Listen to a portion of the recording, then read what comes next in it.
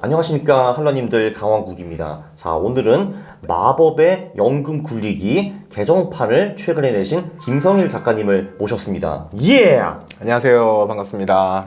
일단 기본적으로 이제 아주 짧게 이 책을 설명하면은 그 직장인이 이 책을 안 읽으면은 바보다라고 저는 생각을 합니다. 왜냐하면 직장인은 거의 강제적으로 연금 투자를 할 수밖에 없게 되어 있거든요, 이 나라는. 네, 그래서 김성일 작가님이 하시는 말씀을 잘 들으시면은 매우 좋을 것 같습니다. 자, 일단 그 첫 번째 질문 들어가 볼게요. 그 책에 보면은 아마 그 앞에 띠지에 보면은 그 연금 계좌에 월 30만 원을 넣어서 나중에 370만 원을 수령할 수 있다, 이런 게 있는데 제가 얼핏 보기에는 이게 어떻게 가능하다는 건가라는 생각이 들거든요. 네. 근데 그 어떻게 하면은 그 월 30을 넣어가지고 나중에 60 넘어서 월 370을 받을 수 있다는 건가요?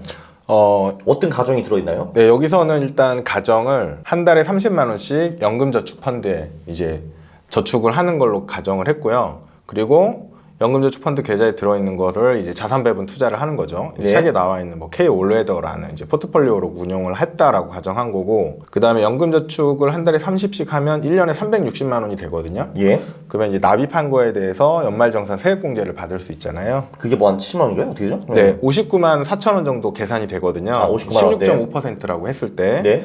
59만 원 받은 거를 다시 재투자하는 거죠. 네. 매년 그렇게 하고 재투자한 것도 이제 세액공제 받게 되겠죠. 네. 59만 원에 대해서 16.5%, 그것도 다시 재투자를 하는 거고, 이런 식으로 해서 60세까지 운영하면 연금저축 계좌 잔고가 5억 9천 정도가 돼요. 아, 참, 언제 시작하는 거예요? 몇 살에 시작한 거예요? 30세. 아, 그러니까 30년 부은 거네요. 그렇죠. 30년? 30년 동안 부어서 이제 굴린 거예요. 그럼 5억 9천 정도가 되는데, 5억 9천 가지고 노후자금 하기는 사실 어렵거든요. 일반적으로 알려진 거는 뭐 10억, 15억, 20억 있어야 된다, 이렇게 되어 있는데, 네. 이 5억 9천을 계속 굴리는 거예요. 네. 예, 그냥 중단하는 게 아니라 자산배분 투자로 계속 굴리고, 그렇게 하면서 이제 60세부터 90세까지 찾게 되면 네. 이제 한 달에 370만 원씩 찾을 수 있다. 물론 여기에서는 세금을 다 낸 거예요. 그러면은 그 370은 이제 원금을 슬슬 빼는 것까지 포함이 되어 있는 거죠, 그죠? 네, 맞습니다. 이게 세금 계산을 하려면 사실 세금 계산이 좀 복잡해요. 네. 그래서 원래 마법의 마연굴에서는 이제 세금 계산 부분이 디테일하게 없었고, 그 사이에 제가 또 엄청 공부를 했어요. 질문도 많이 와가지고. 저도 궁금하더라고요. 그래서 국민연금도 받고 개인연금도 받고, 그리고 개인연금이 1200만 원 초과하게 되면 네. 종합소득세 과세되거든요. 아니면 분리과세를 선택하든지. 네. 그래서 여기서 가정한 거는 국민연금 100만 원씩 받고 한 달에, 네. 그럼 연 1200에 네. 개인연금은 5천만 원, 1년에 5천만 원 인출한다고 가정한 거예요. 네. 그렇게 되면 이제 세금이 706만 원이 되는데, 이 706만 원 세금 내고도 남은 금액이 한 달에 390만 원씩 생활비를 쓸 수 있다는 거거든요. 네. 네. 그렇게 해서 썼을 때 이제 90세까지 370만 원 쓸 수 있기 때문에 노후자금으로서 이제 나쁘지 않은 거죠. 계좌 하나만 가지고 운영했을 때. 그럼 이제 다시 한번 요약을 하면은 30년 동안에 월 30만 원씩 연금저축펀드에 돈을 붓는다. 이제 부은 다음에 그거에 세액공제를 받으면서 세액공제로 재투자한다. 그걸 30년 동안 K-월에도 성장형이 굴린다. 그래서 그 성장형이 제가 알기로는 백테스트 결과가 한 연봉이 10% 정도 나오죠, 그죠? 9% 정도 나옵니다. 아, 9%. 그래서 그거를 불린다. 그러면은 30년 동안 갖다 붓고 60세부터 90세까지 국민연금도 조금 받고, 그리고 내가 연금저축펀드에 넣은 돈도 거기서 이제 불려놓은 돈 플러스 원금까지 좀 빼써가지고 30년 동안에 월 370에서 390만 원을 받는다, 이거네요. 그 370만 원은 네. 국민연금 빼고. 아, 빼고 네. 그럼 470을 받을 수 있네요. 그렇죠. 국민연금까지 국민연금까지는. 하면 470 정도 받을 수 있는 거죠. 자, 들으셨죠? 자, 이 책을 보면은 겨우 딸랑 월 30만 원 갖다 붓고 나중에 우리가 은퇴해서 30년 동안 월 500을 벌 수 있는 그런 방법이 공개되어 있습니다. 이거 그래서 무조건 보셔야 됩니다. 안 보면은 바보입니다. 그러면은 이제 두 번째 질문 들어가 보겠습니다. 그 작가님도 지금 유튜브에서 꽤 오래전부터 그 수익률을 올리고 있는 걸로 이제 알고 있는데, 지금 보니까 퇴직연금 수익률도 있고 연금저축 수익률도 있던데 두 개가 조금 다르고요. 퇴직연금이 공교롭게도 더 높더라고요. 왜냐면 제가 좀 놀랐던 게, 퇴직연금이 사실 리스트릭션이 굉장히 많잖아요. 이것도 안 되고 저것도 안 되고 하는데, 근데 왜 여기서 수익률이 높았냐? 라고 생각을 하게 되더라고요. 네네네, 맞습니다. 네. 제가 수익률을 공개한 이유는 제가 실제로 2019년 1월부터 네. 이 연금 계좌들의 투자를 시작했어요. 네. 투자를 시작하고 나서 책을 썼거든요. 그러니까 책이 나올 시점에는 제가 이미 투자를 시작한 이유였고, 네. 그래서 이제 독자분들하고 같이 좀 나누자. 네. 어떻게 운영하는지를 보여드리자라고 해서 이제 매달 계좌 공개하게 됐고, 그래서 벌써 4년 9개월 정도 지났어요. 엄청 오래되셨네요. 네, 4년 9개월 지났고, 그 사이에 이제 재밌는 일 많이 있었죠. 코로나 때 한번 왕창 깨졌고, 그리고 작년에 제대로 한번 겪어보셨을 거예요. 그러니까 이제 재밌다는 게 이제 왕창 깨진 것도 있었고 또 왕창 올라간 적도 있었고 이게 항상 또 깨졌네. 맞아요. 네. 그래서 깨진 거를 한 번씩 경험을 해봐야 이 투자라는 거, 금융시장이라는 걸 제대로 좀 이해를 하게 되거든요. 네. 그래서 많은 분들이 이제 4년 전에 이 책이 나왔으니까 네. 한 3년 전, 2년 전에 책 보고 투자하신 분들은 나 그거 책대로 했는데 손실 났다. 뭐 이런 얘기들 굉장히 많이 하시고 제가 그래서 왜 손실이 났는가 저도 궁금해가지고 네. 이제 시뮬레이션 해봤어요. 디테일하게. 네. 그랬더니 이해가 되더라고요. 왜 그분들이 손실이 났는지. 왜 났어요? 그거는 이제 제가 제 유튜브에 따로 영상을 찍어놨어요. 찍어놨는데 간단히 설명을 드리면 네. 제가 이제 공개하는 수익률은 시간 가중 수익률이라고 해서 네. 투자금이 변하지 않았다라고 가정을 하는 그쵸, 거예요. 그쵸. 네. 왜냐하면 초기에 많이 넣은 사람, 나중에 많이 넣은 사람 수익률이 제각각이거든요. 그쵸. 그럼 이 전략의 수익률을 정확히 이해할 수가 없어요. 그래서 이럴 때 쓰는 게 이제 시간 가중 수익률이란 거고, 시간 가중 수익률을 계산하는 방법은 이제 뭐 제 블로그에 있어서 엑셀도 다 올려놔 있거든요. 그래 받아서 해보시면 되는 거고, 근데 그분들은 이제 시간 가중 수익률을 계산할 줄 모르니까 대체로 금융회사에서 보여주는 수익률만 봐요. 그렇죠. 네. 근데 이제 뭐 증권사든 은행이든 딱 들어가면 보여주는 수익률이 금액 가중 수익률이에요. 네. 그래서 내가 총 납입한 게 2천만 원인데 현재 잔고가 2,200이면 10% 수익이다 이렇게 계산해버리거든요. 근데 이게 그렇게 계산하면 맞지 않고요. 그리고 계좌를 운용한 기간을 가지고 연환사 수익률을 환산해버려요. 네. 그러니까 제대로 된 수익률이 아니고 이 금액 넣은 시점에 따라서 완전 다른 결과들이 나오는데 2, 3년 되신 분들이 왜 마이너스를 보는 경험들을 하냐면 작년에 워낙 안 좋았잖아요. 그쵸. 그러니까 당연히 작년 초에 하신 분들은 안 좋은 거 당연하고, 그럼 2년 전에 하신 분도 계속 적립을 했을 테니까 이 나중에 이 마이너스 된 것들이 반영이 돼서 안 좋게 나오는 거거든요. 근데 이제 시간 가중 수익률로 계산을 해보면 생각처럼 나쁘지 않다는 걸 이제 알아야 되거든요. 그렇죠. 그래서 뭐 이것도 다시 한번 요약을 하면은 당연히 예를 들면 내가 뭐 21년 1월에 시작을 했다 하면은 21년에는 자금이 되게 보잘것 없었을 거 아니에요. 뭐 한 뭐 1,000만 원 언저리로 했을 텐데 1년 전보다 평균을 내도 그럼 그때 21년에 여기 보면은 뭐 수익률이 한 저기 뭐 15% 낮다라고 해도 이제 그 1,000만 원에 대한 15% 보니까 150만 원 벌었는데 그래서 22년에 야 이게 되는구나 해가지고 이제 오히려 납입을 좀 더 많이 했어요. 그래서 이제 예를 들면 22년에 평균이 뭐 한 3, 4천만 원 들어있어요. 근데 거기서 20% 깨졌어. 그러면은 이제 손실이 크게 난 것처럼 보이죠. 근데 그런 식으로 수익률을 사실 계산할 수는 없죠. 그러니까 사실 계속 우리가 1,000만 원을 굴렸다는 가정하에 이제 계산을 해야 되는 건데 그렇게 하니까 저 IRP 기자가 이제 연환산 수익률, 그러니까 연복리 수익이 7% 정도 나왔고 네. 영저축 펀드가 5% 정도 나왔네요. 그래서 네. 이 수익률이 왜 차이 나냐면 네.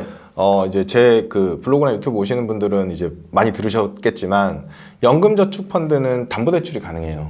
예. 그래서 제가 이 대출을 좀 써야 될 일이 있어서 네. 담보대출을 받아서 운용을 하는데, 담보대출을 하려면 ETF는 담보 설정이 안 돼요. 예. 즉 ETF를 가지고는 안 되고 펀드를 해야지만 담보대출이 가능해요. 그거 대단히 이상하다. 그래서 포트폴리오를 펀드로 운용을 했어요. 그래서 돈을 많이 뜯기셨겠군요, 거기. 그러니까 이제 이 수익률이 약 1.9% 연 그 정도 차이가 나는데, 이 차이가 나는 이유가 펀드를 하게 될 때는 이미 알고 있었던 이슈들인데 일단 보수가 비싸요. 똑같은 국내 주식형을 해도 ETF는 뭐 0.012 뭐 이렇게 나오는데 네. 펀드 같은 경우에는 인덱스형도 1%가 넘어가요. 네네네. 그러니까 보수 차이가 일단 1년에 뭐 0. 몇 프로 이상 나버리잖아요. 거기서 일단 수익이 깨지는 거고, 두 번째는 뭐 환노출 상품, 미국 국채 이런 펀드가 별로 없어요. 네네. 그래서 포트폴리오를 제대로 이제 내가 원하는 대로 짤 수가 없어요. 네. 그래서 약간 그런 한계들이 있고, 그리고 리밸런싱이 굉장히 어렵거든요. 네. 펀드는 뭐 한번 매도하면 뭐 일주일 있다가 돈이 입금되거나 뭐 이런 것들이 있어서 그런 문제들도 있고, 여러 가지 문제가 있어서 원래도 똑같이 나오진 않고 좀 언더퍼폼 할 거라고는 생각했는데 네. 실제로 돌려보니까 거의 2% 차이가 나서 좀 그렇구나 라고 생각하고 있어요. 자, 여기서 우리가 배울 걸 절대로 펀드를 하면 안 됩니다. 왜냐하면은 어차피 ETF보다 그 능가하는 수익을 낼 수 있는 펀드는 전국에 다 합쳐봤자 5%도 안 될 거거든요. 특히 수수료를 제하고 나면은. 그러니까 우리는 펀드를 하면 된다? 안 된다? 안 됩니다. 무조건 ETF만 하는 겨. 네. 펀드를 해야 되는 경우가 있어요. 또 뭐예요? 언제냐면 네. 지금 퇴직연금 DC형 계좌가 갖고 계신 분들이 아, 예. 그게 보험사에 있다. 근데 보험사가 지금 국내에 뭐 두 군데만 ETF가 가능하고요. DC계좌에서 나머지는 다 펀드로만 해야 돼요. 네. 그런 경우에는 어쩔 수 없이 펀드를 해야 돼요. 왜냐하면 예적금으로 놔두기에는 너무 이제 수익률이 차이가 많이 나니까 그런 경우는 펀드로 할 수밖에 없다. 뭐 이 정도 예 말씀드릴 수 있을 것 같아요. 네, 그러나 이 계좌를 보면은 대충 연 2% 정도 까지는 거는 어쩔 수 없이 각오해야 된다라는 거고요. 그래서 그렇죠. 그러면 사실 어떻게 보면 연금저축펀드보다는 IRP가 이제 트루 수익률이라고 볼 수가 있을 것 같아요. ETF로 운영을 하셨을 테니까. 근데 연봉이 7% 정도 나왔는데 작가님 보시기에는 그래도 2019년부터 지금까지의 그 금융시장의 퍼포먼스는 그래도 아무래도 평균보다는 살짝 좀 못 미친 거는 맞죠, 그죠? 그러니까 최근 뭐 50년이랑 비교해 보면은 최근 5년이 최근 50년보다는 확실히 좀 안 좋았다라고 볼 수가 있는 거 맞죠, 그죠? 그 특히 한국장 같은 경우에는 네. 이미 다 아실 정도로 너무 안 좋을 거고요. 네. 근데 미국은 조금 괜찮을 거고요. 근데 눈을 좀 더 열어보면 정말 좋은 시장들도 있었어요. 뭐 인도라든지 뭐 이게 너무 상승한 것만 예를 들어서 좀 그렇긴 하지만 그래서 지금 뭐 2년 3년 투자하신 분은 별로 안 좋은 경험들을 다 갖고 계실 거예요. 이 자산 배분뿐만이 아니라 주식도 마찬가지죠. 그분들이 언제 들어왔냐면 코로나 끝나고 주가 엄청 오른 다음에 그때 조금 맛을 본 다음에 이제 큰 자금을 이제 운용하기 시작했죠. 그게 2021년 정도 되실 거예요. 그렇죠. 네. 그래서 이제 몇 달은 괜찮으셨을 거고 한국 시장이 21년 7월 정도부터 계속 빠졌거든요. 미국은 22년 들어와서 빠졌고 그러니까 이제 너무 안 좋은 경험을 한 거예요. 그래서 뭐 2, 3년 됐는데 성과가 안 좋다. 난 장기 투자 했는데 라고 생각하시는데 2, 3년은 장기 투자는 아니거든요. 그죠. 네. 네, 2, 3년 장기 투자 아니시고 또 오히려 또 반전이 뭐냐면 작년 말에 아무도 투자에 관심이 없는데 우연히 뭐 저나 강 작가님이나 이런 책을 보시고 자산 배분 투자 해야겠는데 그래서 작년 말이나 올해 초에 금융시장에 대한 생각을 전혀 없이 그냥 시작하신 분들은 수익이 좋아요. 올해 수익률이 한 7, 8% 좋으면 10% 정도. 그렇기 때문에 이제 이게 되게 재밌는 거예요. 근데 내가 언제 들어가느냐는 약간 운의 영역이거든요. 그걸 알 수 없으니까 이제 자산 배분은 타이밍은 재지 말고 들어가자고 했는데 아니 당신 말대로 들어갔다가 나는 마이너스다. 약간 이런 경험들을 하셨는데 그거는 이 전략 자체가 나쁘다기보다는 안 좋은 시장에 운 없이 걸렸다 뭐 이 정도로 이해하시면 좋을 것 같아요. 그 제가 판단하기로는 최근 5년 동안에 연봉 이익이 7% 정도 나왔는데 사실 최근 5년을 이제 보면은 말씀하신 대로 미국 쪽은 꽤 잘 나갔고요. 뭐 이merging 일부는 잘 나갔고 한국 주식은 별로였는데 사실 채권도 이제 최근 5년 동안에 그 평균 수익률보다 훨씬 더 낮았죠, 수익률이. 그렇죠. 그것도 있었고 뭐 금은 잘 모르겠어요. 최근 5년 동안에 뭐 그냥 뭐 그럭저럭 이제 한 것 같은데 그래서 결론적으로 최근 5년 동안에 금융 시장은 전반적으로 평균보다는 좋지 않았다라고 저는 생각을 하고 그렇기 때문에 미래 수익률은 저 7%보다 좀 더 높을 수 있을 거라고 저는 생각을 합니다. 그리고 7%보다 조금 더 높아지면은 이 책에 나와 있는 백테스트 결과와 얼추 비슷한 결과가 나오게 되겠죠. 저는 이제 그렇게 생각을 하고요. 그리고 이제 처음 들어가는 게 운의 영역이라고 하셨는데 아무래도 대부분 사람들은 별로 안 좋은 타이밍에 들어갈 수밖에 없습니다. 왜냐면 하락장에는 아무도 관심이 없고 보통은 상승장 중후반에 이제 많은 사람들이 들어가기 때문에 대부분 사람들은 타이밍 안 좋게 금융시장에 접하게 되는 거는 맞죠. 네. 근데 그렇다고 해서 이제 그래서 사실 진짜 20년, 21년 들어가신 분들이 굉장히 많으신데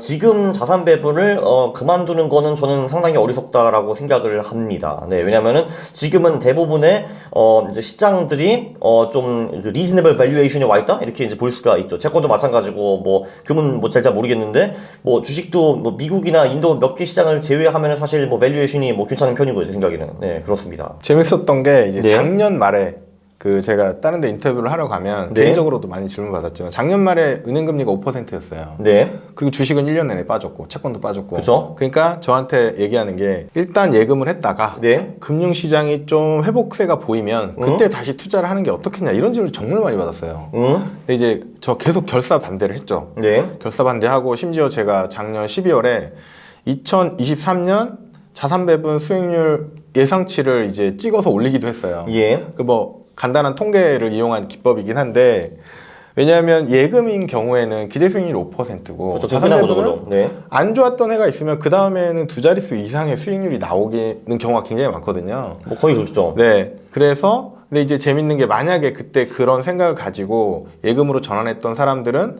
올 상반기에 자산 배분 수익률을 못 얻었을 거고 네. 상반기에 쭉 주식시장이나 이런 게 오르는 걸 보고 아 이제 해야 되겠다. 그래가지고 이제 상반기 넘어가서 시작하신 분들은 또 마이너스가 나고 계실 거예요. 그래서 전략에 대해서 이제 공부를 했다면 사실은 어느 정도 장기로 가져갈 필요가 있거든요. 제가 이제 계좌 공개를 계속 하는 이유도 그런 거거든요. 나도 똑같이 손실 나기도 하고 뭐 이렇게 하니까 계속 좀 장기로 가져가자 뭐 이런 관점에서 하는 거라서 그런 건 좀 참고해 주셔도 좋을 것 같아요. 사실 이게 그 책을 쓰신 거 보면은 사실 이제 그 연금 삼총사라는 것이 있거든요. 연금 저축, 퇴직연금, 그리고 그 ISA 뭐 이런 네. 것들이 있잖아요. 그런 거를 하는 이유가 사실 절세 혜택이라는 게 굉장히 크잖아요. 또 우리나라 사람들 절세 대단히 좋아하고, 그렇게 하면은 보니까 그 수익률이 절세 혜택 때문에 한 연 2%까지 올라가더라고요. 그렇습니까? 네, 맞습니다. 이제 투자해서 이제 투자를 하시는 분들은 뭐 여기 강원국 TV 보시는 분들은 다 아시겠지만 네. 할투 채널. 네네. 그래서 1% 올리는 게 굉장히 중요하거든요. 근데 1%를 올리기 위해서 뭐 전략을 고민하고 많은 것들을 해야 되는데 실제로 되게 간단하게 하는 방법이 이 연금 절세 계좌를 활용하는 거예요. 똑같은 전략이어도 여기서 하면 그만큼 올라가거든요. 그런 것들 때문에 예를 들어서 책에 나와 있는 이제 K 올레더 전략 같은 경우에는 그런 비용을 계산하지 않았을 때 약 9% 가까운 이제 기대 수익률이 있어요. 네, 성장률 예. 같은 경우에. 근데 이거를 실제 일반 계좌에서 굴리게 되면 거기서 한 1% 가까운 손실이 발생해요. 네. 왜냐하면 매매 비용도 있고 그 다음에 세금이 가장 큽니다. 국내 주식형을 제외하고는 매매 차익의 15.4%를 세금으로 내거든요. 그죠. 그래 그런 것들 때문에 실질 수익률이 이제 깎이게 돼요. 그렇죠. 그런데 연금 계좌에서 하게 되면 일단은 과세가 이연돼요. 일단 세금 안 내고 계속 굴릴 수가 있거든요.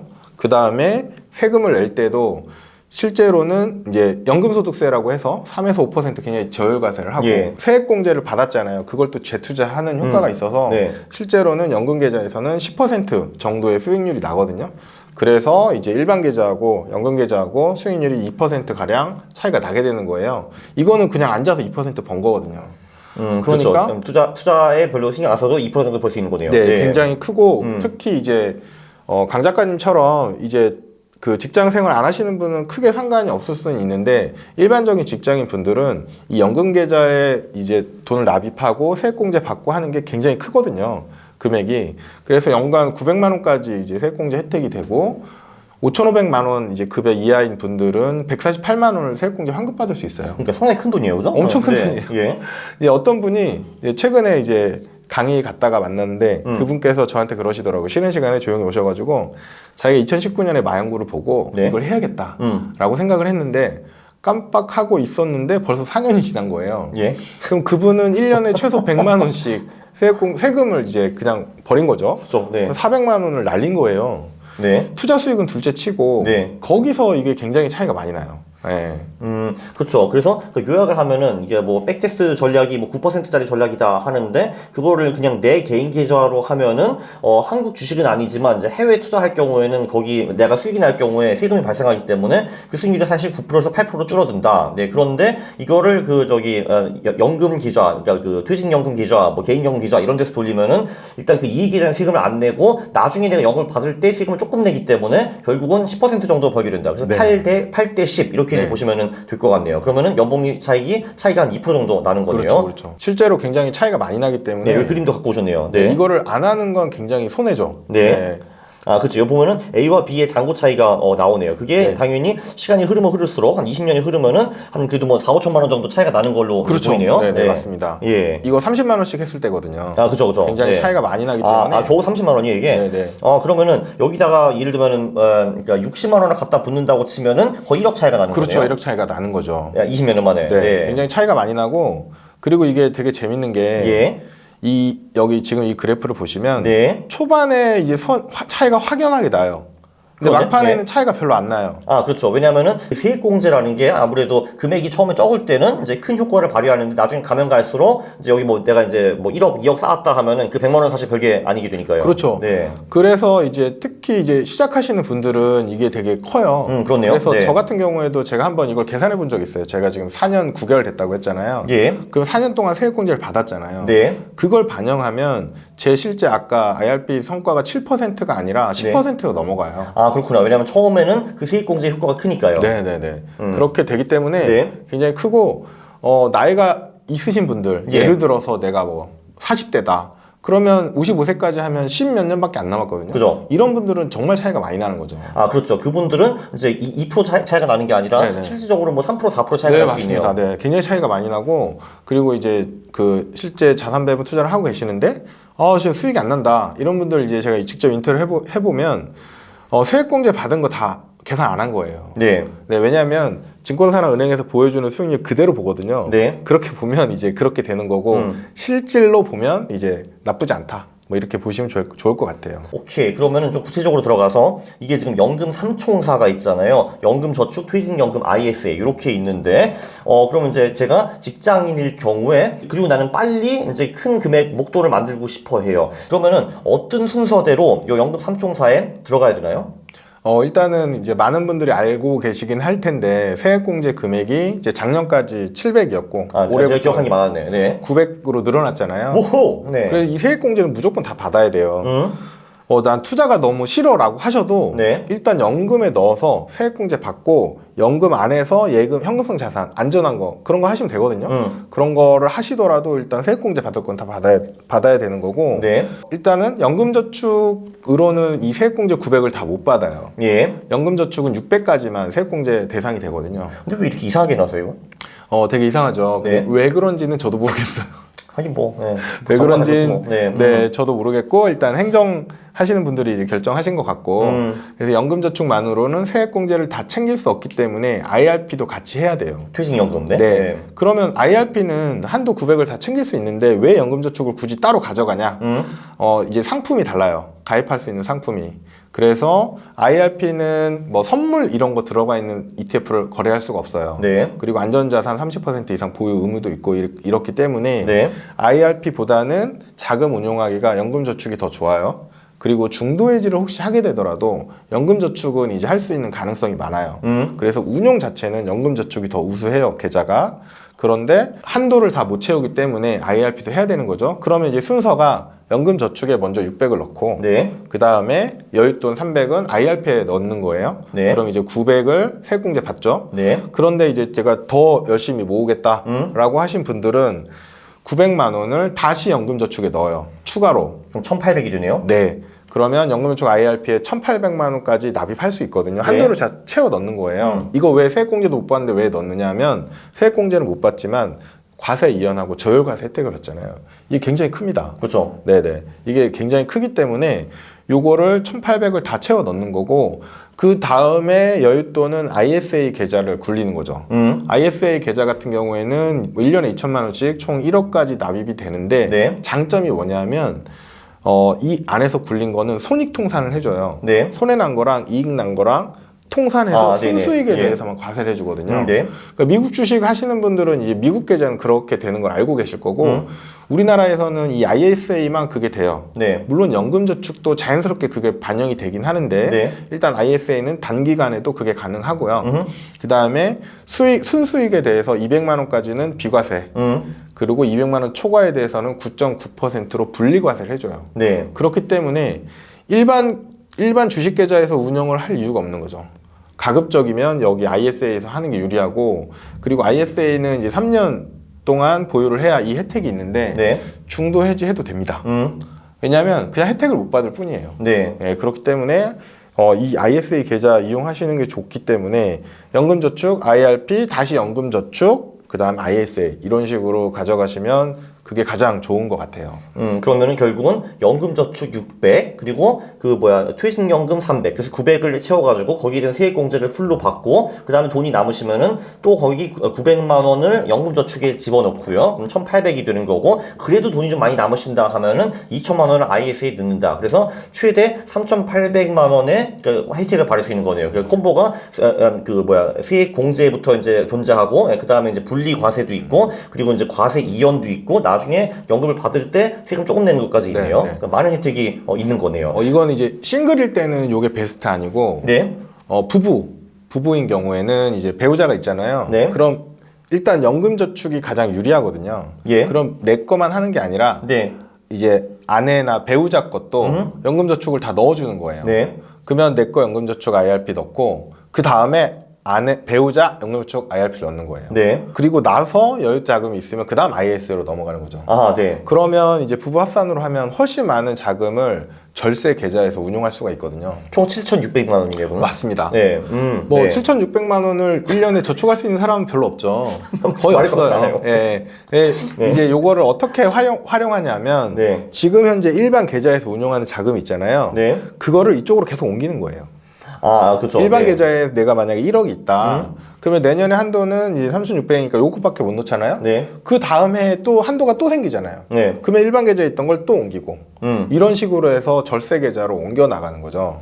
그렇게 되면 이제 혜택을 최대한 많이 받을 수 있으니까. 물론 그 한국 개별주, 한국 주식 같은 경우는 어차피 비과세이기 때문에 굳이 그렇게 할 필요는 없을 것 같고 이제 그쵸. 그렇지 않은 다른 자산들은 말씀하신 대로 일반 계좌에서 ISA로 살짝 넘겨가는 것이 아무래도 훨씬 더 유리하겠네요. 네. ETF는 정말 유리하고요. 네. 한국 주식 같은 경우에는 이제 ISA 계좌에서 주식도 다 가능하거든요. 예. 그렇게 되면 이제 배당금을 받을 때 배당 소득세가 이제 굉장히 많이 줄어들죠. 네. 일반 계좌에서는 이제 배당금에 대해서 15.4% 과세를 하는데 네. 여기서는 손익통상 해주고 뭐 이런 것들이 있어요. 네. 그래서 비용이 더 줄어들 수 있기 때문에 그런 것도 이제 참고해 보시면 좋을 것 같아요. 네, 그럼 지금까지는 도대체 이 절세 효과가 무엇이 있는가? 왜냐면 한국인이 절세를 또 굉장히 좋아하잖아요. 오케이, 이거는 이제 이해했습니다. 왜냐면 사실 이 정부도 국민연금으로 어차피 우리를 다 배불리 먹여 살릴 수 없는다는 걸 뻔히 알기 때문에 야, 니들의 노후는 상당 부분 직접 만들어라. 그 대신에 우리가 절세 혜택 같은 거 주면서 좀 도와줄게. 뭐 이런 거잖아요, 지금 시스템이. 자, 그래서 이제 절세는 이걸로 잘 했습니다. 근데 문제는 거기 돈을 쌓아놨는데 그거를 또 바보같이 운영하면은 이제 돈이 이제 안 불잖아요. 이제 그럼 이제 문제가 되는 거죠. 자, 그래서 자산 배분에 대해서 구체적으로 좀 들어가 볼 건데 책에 보니까 3개 ETF, 단 3개 ETF로 할 수 있는 초간단 자산 배분이 있다라고 하더라고요. 그게 뭡니까? 일단은 이 3개로 하는 자산 배분은 이제 아이디어는 어디서 얻었냐면 네. 그 윌리엄 번스타인이라고 미국의 이제 유명한 그 저술가가 있어요. 투자도 하시고 그 책 현명한 작가님이 자산 번역하지 배분, 않았어요? 네, 현명한 자산 배분 투자자라고 네. 굉장히 좋은 책입니다. 네. 제가 그거는 제가 먼저 출판사한테 내가 이거 번역하겠다. 라고 해서 번역한 책이에요. 그런 부분도 있구나. 네. 그렇게 해서 번역한 책이고, 네. 뭐 굉장히 많이 팔렸어요. 오, 네. 네, 굉장히 많이 팔렸고, 많은 분들이 보셨기 때문에 네. 꼭 보시고, 거기에 그런 아이디어가 나와요. 예. 딱 3개 가지고, 이제 자산 배분하는 내용이 나오는데, 네.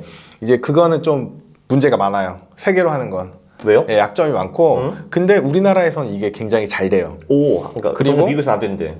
몇 년 전에는 우리나라에서도 좀 한계가 많아서 제가 이런 거를 만들려고 했다가 그냥 포기했었는데 네. 지금은 가능해져서 오. 이번 책에는 이걸 넣었는데 오. 그냥 3종목만 딱 하는 거예요. 네. 물론 보통 이제 독자분들이나 이제 이런 분들은 한 종목만 앓혀달라고 하잖아요. 딱 하나. 아, 그쵸. 머리 아프니까. 근데 자산 배분 ETF가 없는 한 그거는 아직 불가능하겠죠. 네. 자산 배분 ETF들도 있는데 생각보다 퍼포먼스가 안 좋아요. 그래서 그걸 추천을 못 드리겠고 여기서 이제 말씀드리는 3개 종목을 가지고 하시면 네. 이 9개짜리 종목으로 하는 이제 KO 올레더만큼의 비슷한 성과를 낼 수 있어요. 네. 그리고 이제 종목이 너무 많으면 이제 스트레스 받잖아요. 이거 딱 3개거든요. 네. 네, 그래서 3개라서 이제 설명을 간단히 드리면 가장 핵심이 코덱스 200 미국채 혼합이라는 ETF가 있어요. 네. 요거는 이제 코스피 200 하고 미국채에 4대 6으로 투자를 해요. 네. 이미 분산이 되어 있죠. 네. 그리고 미국채가 환노출이에요. 아, 오, 네, 그러면 좋네요. 달러 투자도 돼 있어요. 네. 이것만 가지고 해도 되긴 돼요. 근데 이게 퍼포먼스 좀 떨어져요. 네. 보세요. 여기 뭐가 없냐면 미국 주식이 없잖아요. 아, 그죠. 그러니까 최근 10년에는 퍼포먼스가 좀 떨어질 수밖에 없어요. 예. 그래서 여기에 미국 주식을 더 넣습니다. 이제 코덱스에서 나온 이제 S&P 500 TR, 토탈 리턴 ETF가 있어요. 요거를 딱 결합을 시키면 미국 주식, 한국 주식, 미국 국채, 네. 달러 투자까지 됐어요. 그렇네요. 근데 여기 한 가지 아쉬운 게 이제 예. 금을 좀 하고 싶은 거죠. 저는 네. 이제 금의 상관관계 때문에 금을 굉장히 좀 선호하는 편인데, 필요하다고 생각하는 편인데, 그래서 그 KLX 금현물 ETF라고 있어요. 요거를 딱 넣으면 금에도 투자하고 굉장히 분산이 잘 되어 있는 포트폴리오가 돼요. 오, 네. 그래서 내가 사야 하는 건 ETF 세 가지지만 한국 주식, 미국 주식, 미국 국채, 골드, 달러에 다 투자가 되는 거예요. 아, 그쵸. 네. 그래서 이런 다 있네요. 식으로 하게 되면 굉장히 소액이다. 만약에 내가 한 달에 30만 원씩 시작한다. 그럼 9개 종목 다 사는 거는 실제로 다 못 사거든요. 네. 그리고 굉장히 귀찮고 번거롭고, 특히 초보이신 분들 같은 경우에는 요 3개 종목에 그냥 매달 적립하면서 이걸 계속 사는 거예요. 이 목표 비중을 이제 해놨거든요. 네. 뭐 3대 2대 5 이런 식으로 해놨는데, 그래서 계속 매달 적립할 때마다 요 비중 그대로 맞춰서 그냥 매수를 해주시면 되거든요. 그런 식으로 시작하면 좋죠. 아, 저기 나오네요. 코덱스 미국 S&P 500 TR는 30%를 하고 에이스 KLX 금연물은 20%, 그리고 코덱스 200 미국채 혼합은 50% 이렇게 들어가네요. 그러면은 저 국채 혼합이 50% 들어갔으니까 결국 이제 한국 주식 비중은 20%, 그리고 미국채 비중은 30% 이렇게 보면 되겠네요. 네, 그래서 결과적으로 미국 주식, 한국 주식에서 주식이 50%, 네. 그다음 채권 30%, 금 20% 이렇게 돼요. 네. 그래서 이 정도 비중이면 이제 크게 나쁘지 않다라고 해서 이제 제안을 해드렸고요. 실제로 뭐 K올레더랑 비교하면 어떠냐? 당연히 K올레더가 퍼포먼스 더 좋습니다. 더 디테일하게 했고 더 잘 분산해놨기 때문에 네. 수익률이나 위험 관점에서 K올레더가 더 좋은데, 네. 다만 내가 초보다 나 너무 귀찮다, 이런 분들은 이 새 종목으로 시작하셔도 결코 나쁘지는 않을 거다, 이렇게 말씀드릴 수 있을 것 같아요. 그러면 그 수익률 차이가 K 올레드와 비교해서 어느 정도 되나요? 일단 K올레더 같은 경우에는 이제 성장 중립 안정이라고 이제 분리를 해놨잖아요. 예. 그래서 성장형 같은 경우에는 8.9, 중립 8, 그리고 안정형 6.8 정도 나오는데, 네. 이 세 종목 K올레더는 7.3% 정도가 나와요. 네. 그렇게 해서 이제 성장이나 중립형보다는 좀 낮은 수익률을 보이죠. 그리고 이제 위험 지표 같은 경우에는 뭐 변동성이나 최대 낙폭, 최장 손실 기간 이런 게 다 더 안 좋게 나와요. 네. 그리고 성장형이 이 중에서는 좀 안 좋은데, 그것보다도 변동성도 더 높고 네. 최대 낙폭 또한 3% 더 높고 이런 식으로 나오기 때문에 전체적인 퍼포먼스는 K올레더가 더 우수하다. 다만 귀찮으면 세 종목으로 해라. 근데 이 세 종목에서 안정형 이런 거 안 나누냐? 이건 안 나눕니다. 그냥 하세요, 그냥. 그러니까 사실 이게 뭐 이런 거잖아요. 우리도 이제 우리 건강을 챙길 때 영양제를 먹을 때 사실 원칙적이면은 내가 뭐가 약하고 강한가 다 비교해가지고 그거 한 10개 정도 사 먹어가지고 이제 내 맞춤형으로 먹는 게 사실 맞기는 맞는데, 근데 이제 그거 하기 싫고 귀찮고 하면은 그래 멀티비타민 사 먹자 이렇게 되는 거잖아요. 그렇죠. 사실 근데 비슷하죠. 그렇죠. 이제 그 멀티비타민을 사 먹으면은 당연히 제가 그 아주 미세하게 그 연구를 해가지고 10개를 직접 내 맞춤형을 사 먹는 것보다는 퍼포먼스 당연히 좀 떨어지겠지만 그래도 안 먹는 것보다는 훨씬 낫겠죠. 네, 그런 거랑 비슷한 논리네요. 맞아요. 비타민 A, B, C, D 뭐 이런 것들을 마그네슘, MSM 이런 걸 먹을 수 있는데, 네. 그걸 하나하나 내가 다 찾아가지고 먹는 게 사실은 더 좋은데, 그렇죠. 이제 너무 번거롭고 귀찮고 내가 하나하나 분석하기 너무 힘드니까 종합 비타민 하나, 그렇죠. 그 다음에 비타민 B군, 뭐 마그네슘 뭐 이렇게 세 개만 먹으면 이제 대략적인 영양분을 보충할 수 있다. 그렇죠. 비슷한 얘기네요. 요즘 많이 관심이 많으신 것 같아요.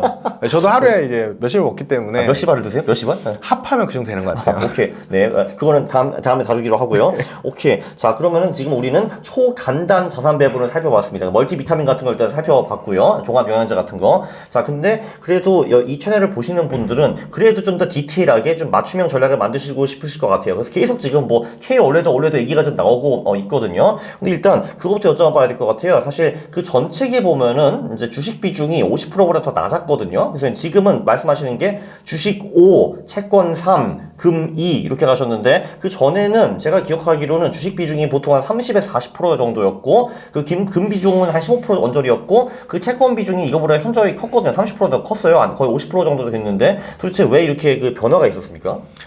이 굉장히 날카로운 질문이고, 네. 이게 왜 이렇게 했냐를 이제 설명드리기 전에, 네. 제가 포트폴리오의 위험도를 어떻게 조절할 것이냐를 접근을 했을 때, 네. 제가 예전에 공부를 했을 때는 채권이 안전자산이니까 채권 비중을 늘리고 줄이면서 이걸 조정한다라고 그렇게 공부를 했어요. 저도. 그래서 이제 그런 식으로 해서 마동굴, 마연굴 뭐 이런 식으로 썼는데 제가 공부를 하다 보니까 옛날에 공부했던 이만큼 두꺼운 투자론 교과서가 있어요. 네. 그걸 다시 또 막 가끔 보거든요. 네. 보는데 재밌는 아이디어가 있는 거예요. 예. 이게 토빈이라는 분이 있는데 이분도 노벨상 받은 분이에요. 그렇죠. 네. 네, 이분이 토빈의 분리정리라는 걸 했는데 이분의 이론은 뭐냐면 리스키 포트폴리오, 그러니까 수익을 원하는 포트폴리오는 가장 좋은 건 딱 하나다. 모든 사람에게 하나다라는 게 아니고 이분의 논리예요. 네. 만약에 이제 제가 토빈이라고 치면 내가 보니까 네. 자산을 이렇게 하는 게 제일 좋아. 딱 이게 하나인 거예요. 그리고 여기에서 이 위험도를 조절하는 건 네. 현금성 자산을 가지고 위험도를 조절하면 된다. 라는 게 이 분의 논리예요. 네. 그래서 이걸 공부를 하다가 이제 작년 초에 공부를 하다가 이게 더 맞겠네 라고 해서 이걸 이제 제 포트에 인용을 하고 그리고 다양하게 뭐 백테스트 해보고 검증을 되게 많이 해봤는데 네. 이게 정말 잘 맞아요. 어떤 게 맞냐면 네. 과거의 방식대로 즉 이제 저만 그렇게 하는 건 아니고 다른 자산 배분하는 이제 포트들도 그런 게 많아요. 네. 안정형인 사람은 채권 비중이 높아요. 예. 공격형이면 채권 비중을 줄여서 이걸 맞추거든요. 네. 근데 이러면 이제 문제가 어떤 게 생기냐면 채권 시장이 되게 좋을 때는 안정형이 얘보다 더 성과가 좋아버려요. 그렇죠. 네. 근데 또 웃긴 게 뭐냐면 작년처럼 채권 시장이 아주 안 좋잖아요. 안정형이 더 나쁜 성과를 보여주는 거예요. 그쵸.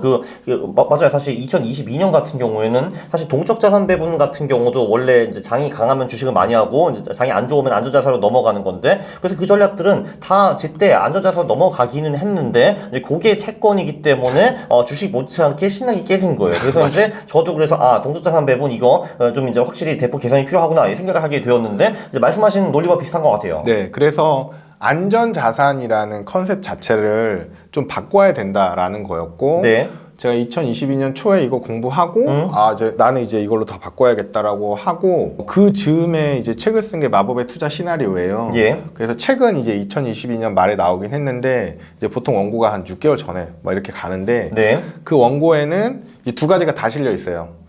채권 비중 가지고 조절하는 방법이랑 네. 후반부에 이제 토빈의 분리정리를 소개하면서 현금성 자산 가지고 조절하는 방법. 예. 이게 되게 합리적인 게 뭐냐면 작년처럼 예를 들어서 채권이 막 깨져가지고 이제 안전형 포트가 여기보다 성과가 더 안 좋은 경우들이 있어요. 예. 근데 그런 경우가 하나도 없어져요. 네. 네, 토빈의 분리정리를 사용하면. 그리고 또 하나는 샤프 비율이 다 동일해요. 네, 그죠. 성장, 네. 중립, 안정형의 샤프 비율이 동일해요. 위험 대비 수익, 즉 가성비는 똑같은데 내가 안정적인 걸 선택하면 이거 공격성에서 이렇게 선택할 수가 있거든요. 네. 그래서 저는 이게 굉장히 잘 논리적으로도 맞고 실증적으로도 굉장히 괜찮다라고 생각해서 이걸로 바꿨어요. 이게 첫 번째 이유고요. 네. 그러면 이제 여기서 말하는 이제 토빈이 말하는 이제 완벽한 리스크 포트폴리오는 딱 하나여야 되는데 그 비중을 어떻게 정할 거냐? 네. 이제 문제에 봉착하게 되잖아요. 그렇죠. 이제 석사 때도 이제 논문을 뭘 썼냐면 네. 자산 배분 비중을 어떻게 하는 게 좋냐라는 이제 수많은 금융 모델들을 가지고 검증하는 그런 논문을 썼거든요. 예. 결론적으로 말씀드리면 그때그때 달라요. 그렇죠. 네. 어떤 모델은 모멘텀이 반영이 돼 있어서 추세가 있는 시장에 우수한 결과를 내보이고 네. 어떤 모델은 또 그 반대예요. 횡보장에 더 좋은 성과를 내거든요. 그래서 20년 동안 10년 동안 검증을 해보면 얘가 더 좋은데 사실은 그 구간이 다 다르잖아요. 그쵸. 우리가 10년 단위로 투자하지 않기 때문에 네. 그래서 상승장, 횡보장, 하락장 이렇게 나눠보면 모델의 우수성이 절대적으로 우수한 게 없다 이렇게 결론이 나오거든요. 그럴 수밖에 없죠. 네. 그리고 일단 그런 모델이 있더라도 일반인은 이걸 할 수가 없어요.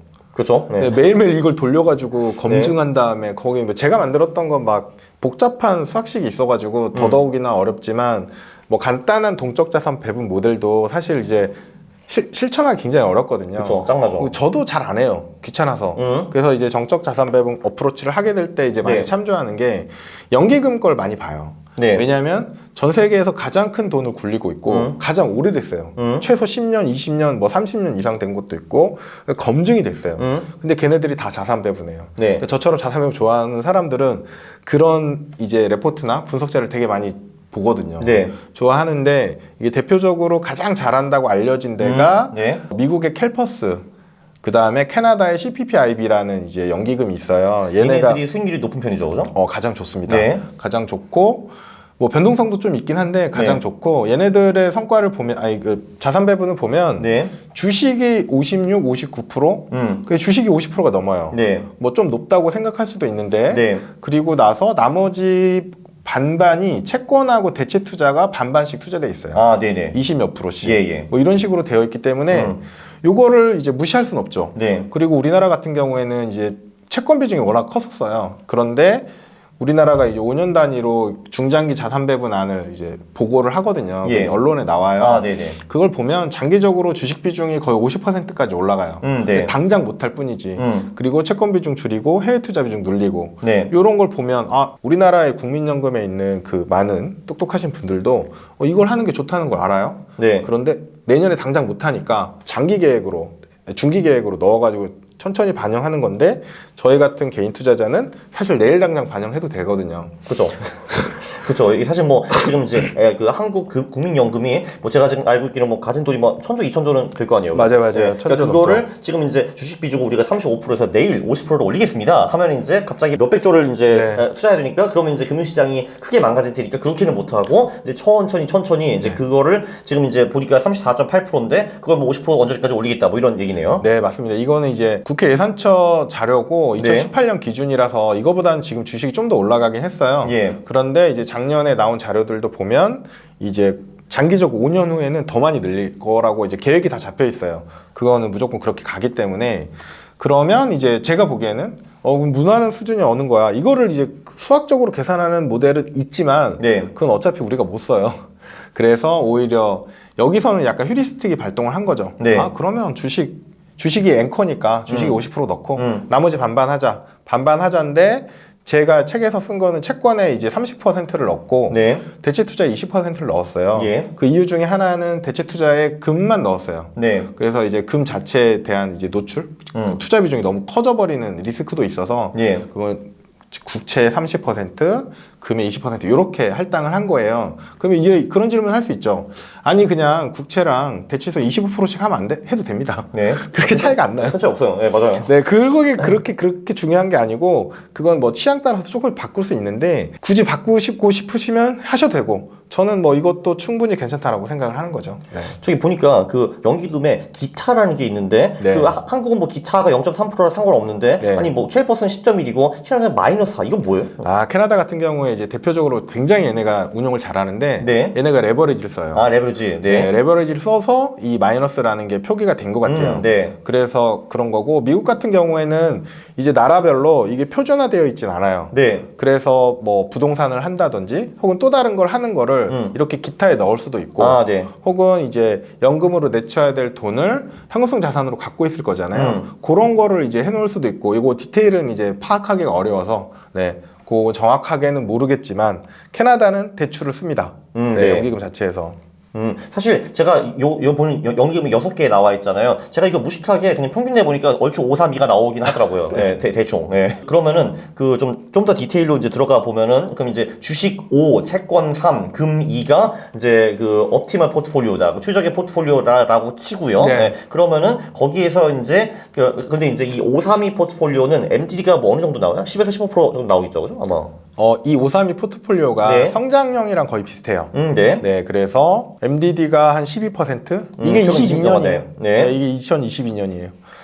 참, 근데 보면은, 작가님이 투자하신 그 연금 포트폴리오를 보니까 22년에 손실이 그거보다 더 났던데. 맞아요. 그거 어떻게 된 거예요? 일단은 이거는 백테스트고 저는 리얼 계좌고 네. 또 하나는 저는 여기에 나온 것보다 좀 더 공격적으로 운영해요. 아, 네네. 실제로 이제 가지고 있는 게 정확히 여기랑 동일한 건 아니고 예. 그리고 종목수도 여기 책에서는 9개 얘기했는데 저는 이제 10 몇 개가 돼요. 아, 네네. 정확히 동일하진 않습니다. 아, 그렇군요. 큰 골격은 똑같고요. 예. 네. 오케이. 그러면은 이제 532 포트폴리오가 이제 NDD가 15% 정도 나오는데 그러니까 말씀하시는 거는 15%가 너무 세다라고 한다. 나는 예를 들면은 7.5% 이상은 봐줄 수 없다라는 경우에는 이제 그 532 포트폴리오 절반을 넣고 나머지 절반을 현금에 넣어라. 그렇죠. 이런 말씀이시죠. 그렇죠, 그렇죠. 현금성 자산에 들어가는 거죠. 그래서 나는 10% 이상 손실 나는 거 절대 못 참아. 네. 그러면 이제 안정형으로 하게 되시면 MDD가 한 7% 선으로 제한이 되니까 네. 그렇게 나쁘지 않은 거죠. 네, 이렇게 접근하시면 되는 거죠. 그렇죠. 뭐 아주 심플하게 봐서 이제 532 포트폴리오 NDD가 15%라고 하면은 내가 10% 이상은 참지 못하겠다 하면 3분의 2만 그걸 투자를 하고 3분의 1을 현금을 하면 되겠네요. 그죠? 그런 식으로 접근할 수도 있죠. 네. 오케이. 그렇게 하고, 자, 그러면은, 이제 주식, 채권, 금에 대해서 얘기가 나왔는데, 뭐, 금에 대해서는 뭐 대단히 많이 논의할 건 없을 것 같아요. 그냥 그 금현물 ETF 사면 끝나는 건데, 근데 사실 생각해보니까 그 20%를 그 KLX 금 거래소에서 직접 사면 그거 세금 아예 안 하지 않나요? 그쵸. 그러니까 일반 계좌에서 하시는 분들은 네. KLX 금 거래소를 계좌를 열어서 하실 수도 있어요. 네. 저도 예전에 했었고요. 자, 지금은 저희가 연금 계좌만 얘기하잖아요. 네. 연금 절세 계좌에서는 거기도 어차피 세금 안 나오거든요. 네. 아, 참, 그렇지. 그렇죠. 근데 그 금 현물이랑 그 금은 선물 ETF, 그거 되게 헷갈리는데, 그게 뭐가 다르고, 왜 현물 ETF가 더 좋은 거예요? 선물보다? 선물이라는 건 이제 파생 상품인데, 이제 네. 뭐 밭대기 같은 건데 이걸 자세하게 네. 설명하기는 너무 시간이 기니까 그래서 그러니까 현물에 투자하려면 우리나라 자산운용사가 돈이 많아야 돼요. 사람들이 네. 많이 투자하면 현물을 직접 사요. 이게 제일 싸요. 네. 그런데 투자금이 적어요. 그런데 사람들이 이걸 하고 싶어는 해요.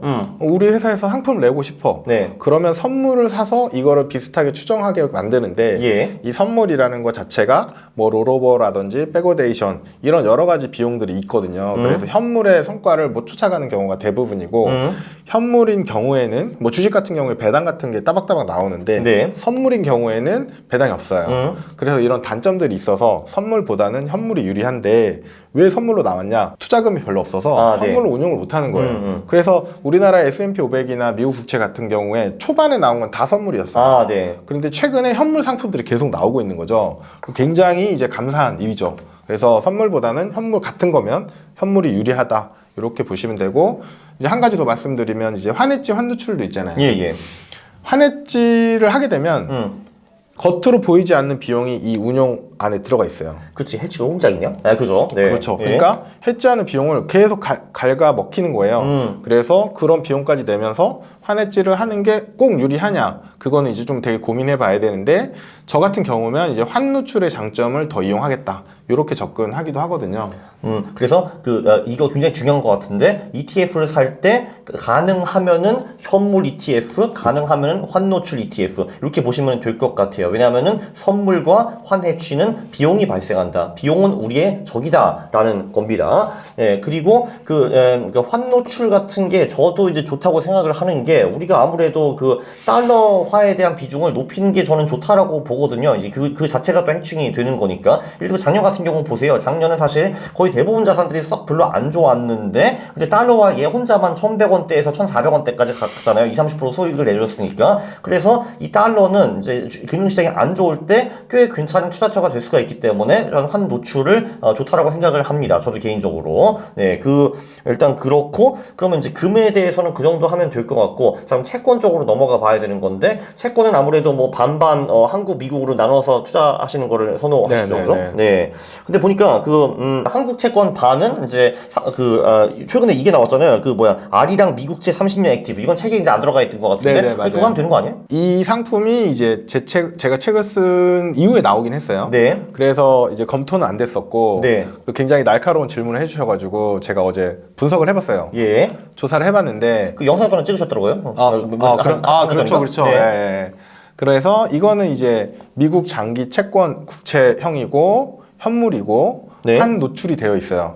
그 조건을 다 만족을 하는데 네. 책에는 네. 미국 30년 국채인데 해지형을 넣었거든요. 네. 그러면 이게 어떤 차이가 있고 장단점이 뭐가 있냐? 아까까지 말한 걸로는 한 노출 하라며. 네. 라고 그래요. 이제 얘기할 수가 있잖아요. 네. 그래서 이제 제가 설명을 좀 드리면 첫 번째로는 이제 환 노출 자체를 저는 전체 포트폴리오에서 달러의 비중을 50% 정도로 맞추고 싶었어요. 아, 네네네. 네. 그렇게 되면 기존에 이제 포트폴리오가 그렇게 해서 맞춰진 거예요. 예. 그런데 만약에 이 미국 국채 해지형을 환노출로 바꾸게 되면 환노출 비중이 굉장히 커져요. 네. 한 60, 70%까지 올라가거든요. 네. 그런 것 때문 그게 하나의 이유고 예.